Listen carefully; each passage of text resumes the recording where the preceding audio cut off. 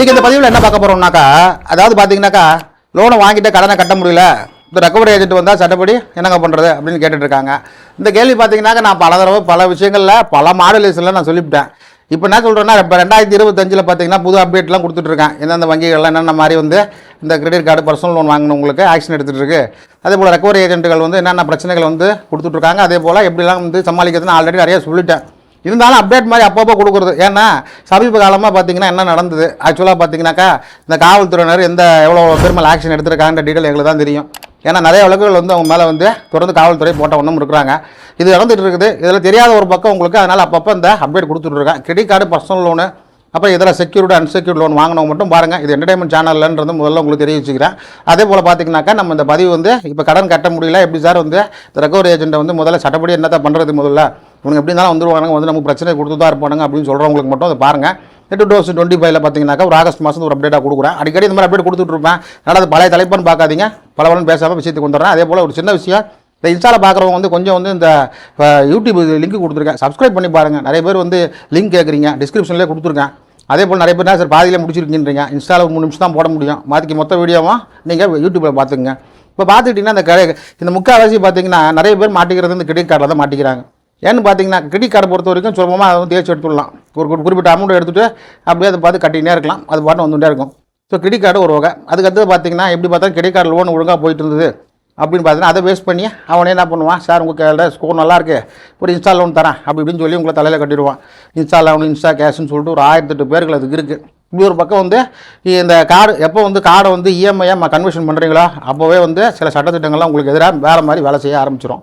இப்போ கிரெடிட் கார்டை பொறுத்த வரைக்கும் ரெக்கவரி ஏஜென்ட் தான் 90% அவங்க தான் கலெக்ட் பண்ணுறது. பாக்கி 10% தான் லீகல் டிபார்ட்மெண்ட்டு கலெக்ட் பண்ணுறது. உங்களை இஎம்ஐயாக மாற்றிட்டான்னா வச்சுங்க, உங்களை பர்சனல் உங்களை கொண்டு வந்துடுவான். ஒரு இஎம்ஐ மாதிரி வந்துருச்சுன்னா, ஏன்னா அது பார்த்தீங்கன்னாக்கா இது பர்சனல் லோன் டேர்ம்ஸ் அண்ட் கண்டிஷன்ஸை நீங்கள் அக்ரி பண்ண மாதிரி ஒரு டிஜிட்டல் சைன் பண்ணிடுவீங்க. இது இந்த மாதிரி இருக்கா, இது பார்த்தீங்கன்னா பர்சனல் லோனு ஒரு சைடு. அப்புறம் பார்த்தீங்கன்னா சிடி லோன் எடுக்கிறாங்க சில பேர். இதெல்லாம் லோனை எடுத்துட்டிங்க சார், ஒரு பிரச்சனையில் கட்ட முடியல. இப்போ சட்டப்படி என்ன பண்ணணும்னு பார்த்தீங்கன்னாக்கா, உங்களுக்கு பல தடவை நான் சொல்லியிருக்கேன். அதாவது அரசாங்கம் கொடுத்துருக்கக்கூடிய அந்த இன்ஸ்ட்ருமெண்ட்டை நம்ம முறையாக யூஸ் பண்ணணும். நம்ம யாரும் பண்ணுறதில்ல. இப்போ உதாரணத்துக்கு பக்கத்தில் பிரச்சனை வந்தால் கூட யாரோ 3ஆம் நம்பர் தான் ஃபோன் பண்ணி போலீஸ் சொல்கிறாங்க, சார் இந்த மாதிரி பிரச்சனை நடக்குது, வாங்க இந்த பிரச்சனை தீர்த்து வைங்க அப்படின்னு. அதே போல் நீ நிலைக்கு காவல் நிலையம் போகிறத ரொம்ப நம்ம ஆளுங்க இதுவாக நினைக்கிறாங்க, ஒரு பிரஸ்டீஜ் குறைவாக நினைக்கிறாங்க. நான் என்ன சொல்ல வரேன்னா, நீங்கள் அந்த ஒரு காவல் நிலையத்தை தான் ஒரு ஆயுதமாகவே எடுத்துக்கணும். ஏன்னா முதல் நிலை இப்போ நீங்கள் ரெக்கவரி ஏஜென்ட்டை ஃபோன் பண்ணி பார்க்குறீங்க, இல்லைங்க நான் வீட்டுக்கு தான் வருவேன், வீட்டான தான் நான் கேட்பேன், நான் எல்லோரும் முன்னாடியே விசாரிப்பேன். ஏன்னா நிறைய மெசேஜெலாம் பார்த்துட்டு இருப்பீங்க. இப்போ கிரெடிட் கார்டு பர்சனல் லோனு, அதுவும் பொதுவாக ஆப்பில் கொடுக்குற லோன் இருக்குது பார்த்தீங்கன்னா, அது ரொம்ப டார்ச்சராகவே இருக்கும். அவனுக்கு என்ன பண்ணுவானுங்க, நின்று உங்கள்கிட்ட வசூல் பண்ணி தான் போவேன் அப்படின்னு நிற்பானுங்க. இந்த டைமில் நிறைய யூடியூபர் நிறைய சொல்லியிருப்பாங்க, இன்றைக்கி என்ன ரேஞ்சுக்கு என்ன உதவுதோ அதை தான் நம்ம பார்க்கணும். இன்றைக்கி ரேஞ்சுக்கு நீங்கள் அப்படி டிஃபால்ட் ஆகிட்டீங்க, பிரச்சனை தான் பண்ணுவான்னு சொன்னாங்கன்னா, முதல்ல வரதுக்கு முன்னாடியே ஆன்லைன் கம்பெனி கொடுத்துருங்க, அதான் பெஸ்ட்டு. ஏற்கனவே போன பகுதியில் 3 பகுதியில் அதுதான் சொல்லியிருக்கேன். பட் இமீடியட்டாக என்ன பண்ண முடியும், இப்போ நீங்கள் வக்கீல்கிட்டே போகிறீங்க சார், இப்போ எங்கிட்டே வரீங்கன்னு வச்சிங்களேன், உடனே உங்களுக்கு ஒரு கோர்ட்டில் ஆர்டர் வாங்கி கொடுக்குறது இமீடியட்டாக முடியாத விஷயம்.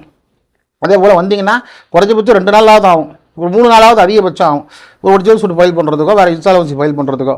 ஆனால் உடனடியாக நீங்கள் அந்த பிரச்சனையில் விடுவிக்கணும் அப்படின்னு பார்த்தீங்கன்னா, உங்களுக்கு வர்ற ஃபோன் கால், எந்த லோன் முதல்ல வர்றான், கிரெடிட் கார்டு வர்றானா, பர்சனல் லோன் வர்றானா, என்ன பண்ணுங்க, முதல்ல இது மாதிரி கட்ட முடியாத சூழ்நிலை, உங்களால் கண்டிப்பாக பணத்தை புரட்டி கட்ட முடியாது, கடனை கேட்டால் கிடைக்கிற மாதிரி இல்லை, வீட்டான பிரச்சனை பண்ணுவான்னு தெரிஞ்சு போச்சு. சரி ஓகே, இப்போ நீங்கள் டேக்கிள் பண்ண தயாராகிட்டீங்க, போருக்கே தயாராகிட்டீங்கன்னு வச்சுங்க.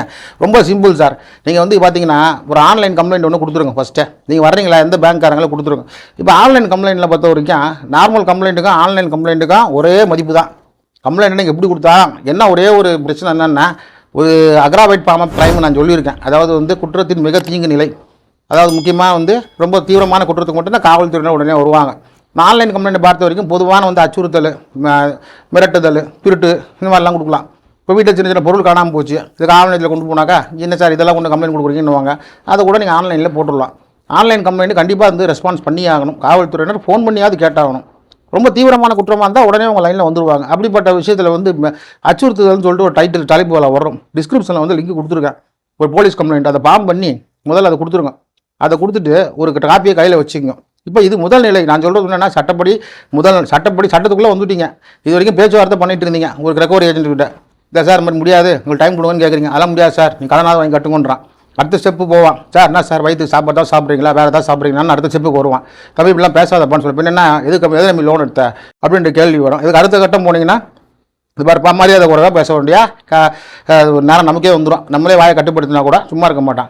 ஏன்னா அவன் சண்டை போடுறது மூட்லேயே இருப்பான். எப்படி இருந்தாலும் உங்களை வந்து ஏதாவது பேசி ஏதாவது பிரச்சனை பண்ணால் தான் பணம் கொடுப்பான் அப்படின்ற ஒரு இப்போ எல்லாருமே அந்த முடிவு தான் இருக்காங்க. ரெக்கவரி ஏஜென்ட்டை பொறுத்த வரைக்கும் முக்கால்வாசி ஒரு மிரட்டாக பணம் கொடுத்துருவான். இங்கே போய்ட்டு போகிறான், பக்கத்து வீட்டில் வந்து பார்ப்பாங்க, அதுக்கே பயந்துட்டு இருப்பான். சொந்தக்காரங்களுக்கு ஃபோன் பண்ணுவோம், மிரட்டுவான். எப்படி பார்த்தா மிரட்டி பார்ப்போம். ஏன்னா லீகல் டிபார்ட்மெண்ட்டுக்கு போனாக்கா இவங்களுக்கு எதுவும் அதில் வந்து கமிஷன் எதுவும் கிடையாது. லீகல் டிபார்ட்மெண்ட் பார்க்க ஆரம்பிச்சதுன்னா இதில் என்ன பிரச்சனைனா, முதல்ல நாங்கள் ஒரு 20 வருஷத்துக்கு முன்னாடி பார்த்தீங்கன்னா எந்த டிபார்ட்மெண்ட் ஒர்க் பண்ணுதோ அந்த டிபார்ட்மெண்ட்டை பொறுப்பை கொடுத்துருவாங்க. இப்போ லீகல் டிபார்ட்மெண்ட் ஒர்க் பண்ணும்போது ரெக்கவரி ஏஜென்ட்டாக வர ஆரம்பிச்சிடுறாங்க. இங்கே லீகல் ப்ராசஸ் போயிட்டுருக்குன்னா அதெல்லாம் கிடையாதுங்க. அது அவங்களும் பண்ண தான் செய்வாங்க, நாங்களும் பண்ண தான் செய்வோம். ஏன்னா எந்த அளவுக்கு வந்து வேகமாக ரெக்கவரியை வந்து இந்த கலெக்ஷன் ஏஜென்ட்கள் பண்ணுறாங்களோ அந்த அளவுக்கு வேகமாக லோனையும் ப்ரொவைட் பண்ணிட்டு இருக்காங்க, அந்த பேங்க் கொடுத்துட்ருக்கு. ஸோ இந்தப்பட்ட சூழ்நிலையில் வந்து நான் என்ன சொல்ல வரேன்னா, இந்த ஆன்லைன் கம்ப்ளைண்ட்டை போட்டு ஒரு காப்பி எடுத்து கையில் வச்சுங்க. இந்த ஆன்லைன் கம்ப்ளைண்ட் வந்து எது வரைக்கும் சொல்லணும்னா சுப்ரீம் கோர்ட் வரைக்கும் சொல்லும். புரியுதுங்களா? ஏன்னா நீங்கள் ஆன்லைன் கம்ப்ளைண்ட் கொடுக்கும்போதே உங்கள் நம்பரை வெரிஃபை பண்ணிக்கிறீங்க, ஓடிபி வந்துடும். இந்த ஓடிபி வச்சுக்கிட்டு இந்த கம்ப்ளைண்ட் கொடுத்து ஒரு கலாச்சார அசத்து கையில் வச்சுக்கோங்க. ஆன்லைன் கம்ப்ளைண்ட் கொடுத்துட்டிங்கன்னா முதல்ல வர ரெக்கவரி ஏஜென்ட்கிட்ட இந்த பாருப்பா உங்கள் மேலே கம்ப்ளைண்ட் நான் ஆல்ரெடி கொடுத்துட்டேன், இந்த பார் கம்ப்ளைண்ட் காமிங்க. இப்போ நீங்கள் வந்து காவல் நிலையம் போக வேண்டியதில்லை. ஆன்லைனில் கம்ப்ளைண்ட் கொடுத்தீங்கன்னா கண்டிப்பாக ஆனால் கரெக்டாக கொடுக்கணும். அங்கே தான் ஒரு பெரிய விஷயம். நீங்கள் எங்கே இருந்தோன்னா கம்ப்ளைண்ட் கொடுக்கலாம். உதாரணத்துக்கு நீங்கள் வெளியூரில் இருப்பீங்க, அந்த நேரத்தில் உங்கள் வீட்டில் வந்து உங்கள் வீட்டுக்கு இப்போ வீடு லேடிக்கிட்டேயோ இல்லை உங்கள் சொந்தக்காரங்கிட்டே பிரச்சனை ஏதாவது பண்ணிகிட்டு இருப்பாங்க, இல்லை வீட்டில் குழந்தைகள் இருக்கும் அதுங்கிட்ட பிரச்சனை பண்ணுவாங்க. நீங்கள் அங்கேருந்து ஓடி வர முடியாது. அந்த நேரத்தில் உங்கள் ஃபோனில் இந்த ஆன்லைன் சிட்டிசன் போர்ட்டல்னு ஒன்று வரும். இதை ஓப்பன் பண்ணிங்கன்னா அந்த லிங்க் ஓப்பன் பண்ணிங்கன்னா வரும். இந்த டிஸ்கிரிப்ஷனில் கொடுத்துருக்கேன். அதில் பார்த்தீங்கன்னா வர்ற அந்த லிங்கை யூஸ் பண்ணி உள்ளே போயிட்டு நீங்கள் அந்த நம்பருக்கு உடனே வந்து ஓடிபி அனுப்பி நீங்கள் ரிஜிஸ்டர் பண்ணி ரெஃபரன்ஸ் நம்பர் வந்துடும். அந்த ரெஃபரன்ஸ் நம்பர் வந்துச்சுன்னா யார் பேர் என்ன பிரச்சனை பண்ணுறா, பேர் என்ன, எந்த படத்தில் நடந்த பிளேஸ் ஆஃப் அக்குரன்ஸு இதெல்லாம் கேட்டிருப்பாங்க.